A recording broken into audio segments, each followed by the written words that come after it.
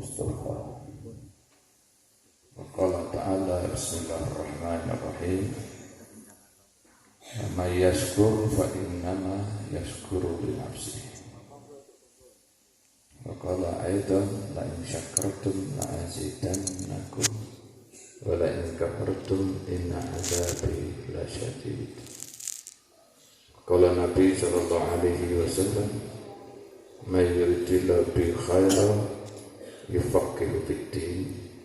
Atau kama qala Rasulullah sallallahu alaihi wasallam.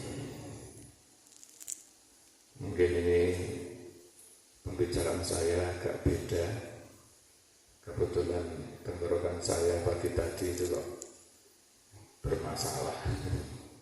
Ini ngomong banter sakit, gak ngomongnya lorong. Jadi mungkin agak beda. Gak pakai semangat sidik, yang penting hatinya semangat. Insyaallah para asatid yang kami banggakan dan yang insya Allah dibanggakan oleh Allah dan Rasulnya, juga para santri yang saya cintai, saya banggakan, juga yang mudah-mudahan juga dibanggakan oleh Allah dan Rasulnya, juga dibanggakan oleh orang tuanya dunia sampai di akhirat.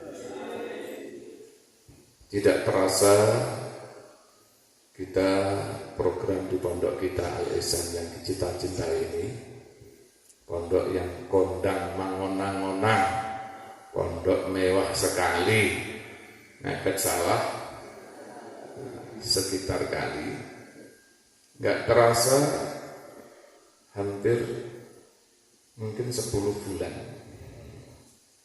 dari Syawal sampai nanti Sya'ban. Gak terasa, tahu-tahu Ramadan lagi. Nanti kalau kita teruskan lagi, tahu-tahu sudah di akhirat. Itulah waktu, gak terasa. Perasaan saya, padahal saya nikah itu tahun 86, sudah 37 tahun. Perasaan baru kemarin saja. Perasaan sih nanya pada bojo enak ya. Gak terasa, padahal 37 tahun. Anaknya 8, putune 5, arep 6. Seperti kemarin saja. Saya ketemu dengan teman-teman dulu masa kecil. Padahal pada tuweke perasaannya dia baru saja.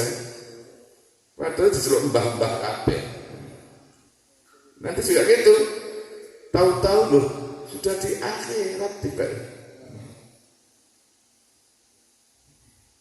Maka di akhir-akhir tahun ajaran baru di pondok ini kita mengadakan tasyakuran. Ini penting. Apa saja itu kalau tidak dibicarakan, lama-lama lupa. Nikmat Allah itu kalau tidak diungkap, tidak diungkit, tidak dibicarakan, nikmat Allah itu tidak terasa, seolah-olah tidak ada. Maka Nabi diperintah dan kita umatnya juga diperintah supaya wa amma bi ni'mati rabbika hadis. Nikmat itu diceritakan. Dan ini ada pertanggungjawabnya. Tsumma latus'aluna yauma idzin 'anil na'im. Nikmat ini akan ditanya oleh Allah nanti. Sehingga ada satu sahabat itu dalam keadaan kelaparan, kehausan, kemudian datang makanan ukur-ukur lah, makanan, minuman sekedar sederhana untuk menghilangkan lapar dan dahaganya. Begitu terasa sedikit nikmat makan minum, karena terjadi kelaparan, kehausan, diingatkan oleh Rasulullah, sahabat-sahabatku yang kurang lebihnya, nikmat ini pun juga akan ditanyakan oleh Allah. Ditanyakan, dimintai pertanggungjawabannya. Nikmat Allah ini banyak sekali, bahkan unlimited, susah, tidak bisa, itu nggak bisa. In ta'uddu nikmatullah la tuhsuha, nggak bisa, saking banyaknya. Setiap saat, setiap detik, saking banyaknya, saking tidak terhitung, seolah-olah nikmat Allah tidak ada. Ini kekeliruan besar. Maka oleh para ulama, nikmat-nikmat Allah itu saking banyaknya, tapi dibagi-bagi, tingkatannya itu dibagi-bagi.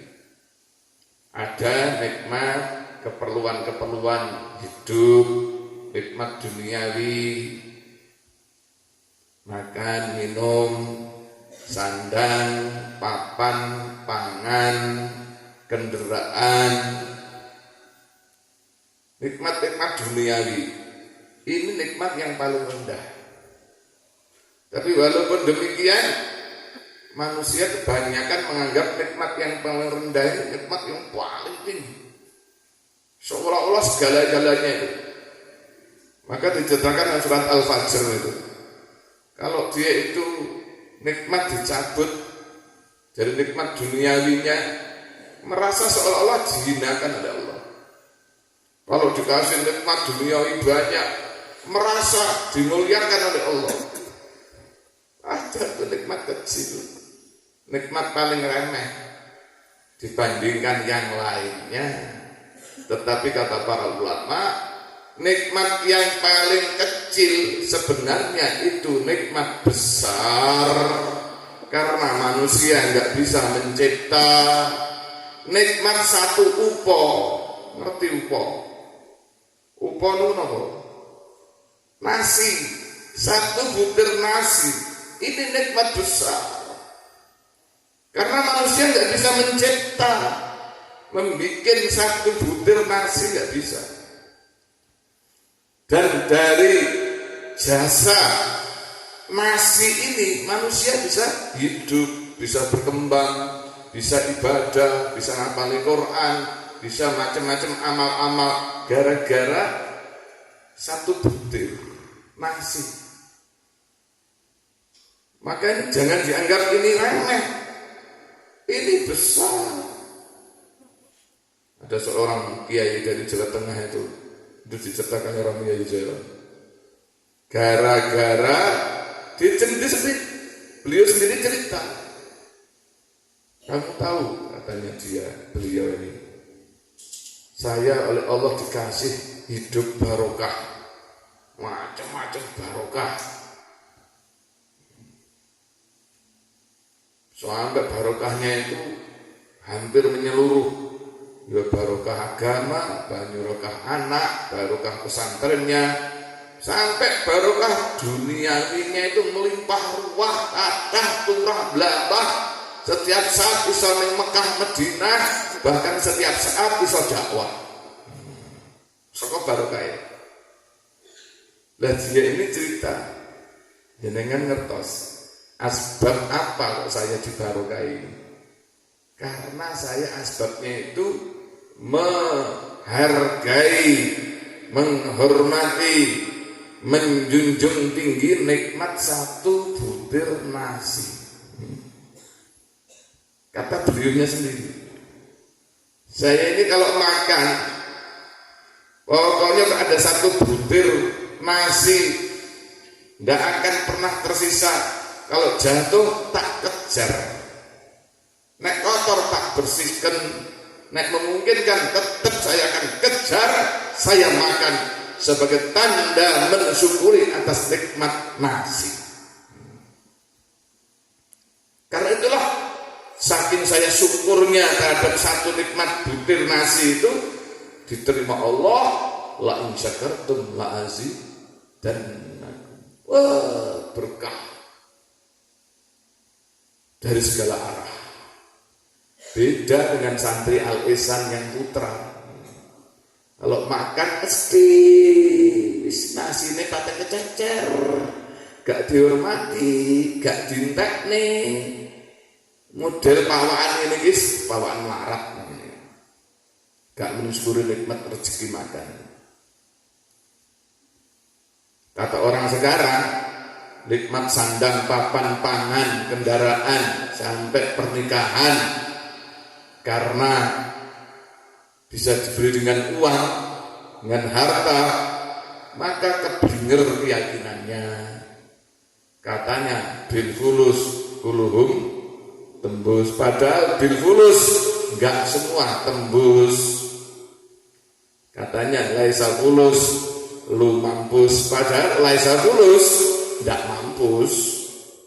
Enggak mampus, santri-santri enggak ada fulus biasa, senyum-senyum, ketawa-ketawa, ya enggak? Banyak itu enggak punya fulus malah hafal Quran.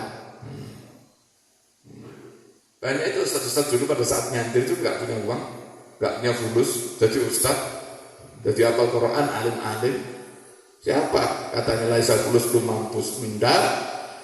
Bil fulus semua enggak semua tembus, laisa fulus enggak mampus. Itu yang benar. Ini pun juga harus disyukuri. Naik lagi, ada nikmat kesehatan, lebih tinggi lagi. Ini pun banyak lalai manusia. Maka kita berdoa nanti kita mudah-mudahan ketemu dengan bulan Ramadan hari Kamis yang akan datang itu insya Allah. Mudah-mudahan babalighna Ramadan ma'as salamah ma'al afiyah ma'al iman wal Islam. Allahumma amin. Saya juga berdoa ya Allah, nanti kalau ketemu Ramadan sehat ya Allah.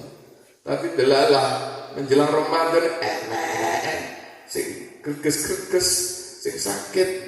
Kemarin saya di Plopoto karo Ustaz Rosid kebombongan ning negara ne kono.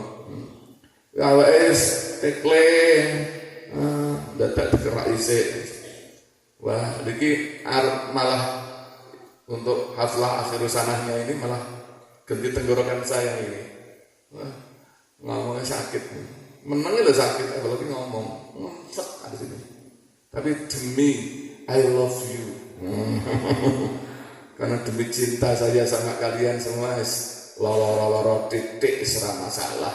Tapi saya berharap kita semua nanti memasuki Ramadan dalam keadaan sehat wal afiat, dalam keadaan iman Islam, diberi kekuatan untuk menyempurnakan amal soleh ibadah. Allahumma kesehatan penting. Maka santri-santri itu pernah kita kasih mudzakarah kesehatan. Kapan-kapan nanti mudzakarah lagi. Kesehatan penting, kesehatan penting, kesehatan penting. Terus kita perlu belajar dikit-dikit karena kita memerlukan kesehatan. Nikmat ini, kesehatan termasuk besar. Ada lagi nikmat di atas kesehatan. Nikmat yakni kesempatan hidup. Untuk mengejar supaya tetap hidup, sempat hidup, kesehatan bisa dikorbankan. Demi kesehatan, harta bisa dikorbankan. Saya punya teman sakit diabetes dan komplikasi. Karena demi mempertahankan hidup, terpaksa kakinya diamputasi. Kesehatan dikorbankan demi menyambung hidup. Jadi nikmat hidup, kesempatan masih berpeluang bernafas di dunia ini lebih mahal daripada kesehatan. Ada satu nikmat lagi yang segala-galanya tertinggi sudah, mentok, nggak ada lagi. Nikmat agama. Ini yang kadang-kadang santri ini kurang atau perlu ditingkatkan lagi. Kita semua lah nikmat agama ini karena biasa neng pondok sibuk agama, seolah-olah nikmat agama ini karena apa-apane cek piye gitu. Ciri-cirian ecek-ecek, ceketer. Padahal nikmat segala-galanya. Satu nikmat dari amal agama yang terkecil, yang terendah. Padahal tidak ada nikmat yang terendah, itu tidak ada. Bahkan kata para ulama, tidak ada nikmat Allah yang rendah, itu tidak ada. Tidak ada nikmat Allah yang remeh, itu tidak ada. Contohnya satu butir nasi tadi itu, satu tetes air, nggak bisa nggahi loh, nyatanya kira bisa nggahi loh. Maka itu tinggi, apalagi nikmat agama. Walaupun nikmat agama yang paling kecil, yang paling remeh, yang paling rendah, itu hasilnya, barokahnya itu luar biasa. Faman ya'mal mithqala dzarratin khairan yarah. Amal agama serendah apapun, sekecil apapun, pasti kamu diterima oleh Allah, pasti akan dibalas oleh Allah. Kalau dibalas oleh Allah, pasti yang pertama selamat dari neraka selamanya. Selamat saka neraka selamanya itu ya heran kan? Tenang, heran. Enggak percaya tekokno Abu Lahab. Lahab. Kowe umpama dibebasne ora selawase ning neraka no, semenggak Abu Lahab. Tekokno. Ngono iso jawab, wah. Pokoke urip gak selawase ning neraka lho. Wis tung bejo. Iya. Orang yang beramal agama paling kecil pun pasti dibalas oleh Allah, dan balasannya pasti surga. Kalau surga pasti selamat dari neraka selamanya. Yang kedua, balasannya surga, jenenge swarga kan. Jenenge swarga, lahum fiha faqiyatu wa lahum ma yad'un. Kamu minta apa saja, gak bisa diceritakan. Datang itu sebelum apa-apa, baru rentek datang. Bahkan ada keterbatasan manusia untuk meminta apa itu bingung, karena manusia terbatas. Maka Allah akan memberikan nikmat-nikmat yang mengkagetkan.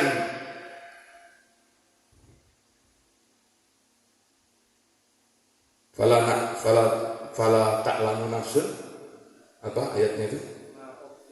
Ma'utiyalahum min qurrati a'yun jazaa'an bima kanu ya'malun. Allah akan selalu memberikan nikmat yang mengkagetkan, yang membuat terkesima, terpesona tiap saat di luar nalar permintaannya. Kalau cuma sebatas permintaannya ya terbatas, manusia terbatas. Tetapi karena di luar permintaannya ini Allah selalu memberikan hal-hal baru, mengkagetkan, yang membuat terkesima setiap saat terus dan selama-lamanya, maka tidak ada lagi sudah batasannya, tidak ada lagi. Lho kurang apa? Hasilnya itu ning akhirat ngono kuwi. Dan sekecil apapun hasil amal agama itu tetap barokah ya di dunia juga. Jangan dikira akhirat tok, enggak. Barokah ini ning dunia juga. Lahumul busra fil hayatid dunya wa fil akhirah. Maka ini nikmat besar karena ini walaupun paling kecil. Coba kamu bayangin tuh, kalian selama 10 bulan kurang lebih di pondok pesantren, berapa amal agama yang kau kerjakan itu, kau amalkan? Jangankan 10 bulan, 1 hari saja. Mulai dari ayat khirzi, mulai dari tahajudnya, mulai dari istighosah malamnya, kemudian sholat subuh berjamaahnya, ayat khirzinya, musyawarahnya, halaqah Quran tahfidnya, qailulahnya, bahkan ngilere, ngiler. Kalian Mencari ilmu dihitung bahwa fisabilillah hatta yarji. Kamu itu berangkat meninggalkan kampung halaman datang sini mencari ilmu di sini di Kering Kerontang gunung kumpul ini. Ya, gunung Kering Kerontang di sini batu loh. Dibandingkan gunung-gunung sekitarnya itu paling Kering Kerontang gunung kumpul di puncak gunung Pondok Al Ihsan ini. Ini waktu ini waktu kutil di sana. Ditutupi malah si nutupi sekemuk. Opek ipek nutupi batu kutil gunung Kembul jujur angkat tangan. Kalau opek juara tutuk watu sak singin pitu katanya.